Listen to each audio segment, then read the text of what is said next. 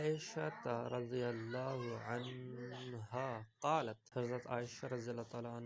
عنہا نے کہا، قال رسول اللہ صلی اللہ علیہ وسلم، آپ صلی اللہ علیہ وسلم نے فرمایا، الماہر بالقرآن مع السفرۃ الکرام البررۃ، قرآن کا ماہر ان فرشتوں کے ساتھ ہوگا، ان ملائکہ کے ساتھ ہوگا جو میر منشی ہیں، وَيَتَتَعْتَعُ فِيهِ وَهُوَ عَلَيْهِ شَاقٌّ لَهُ أَجْرَانِ،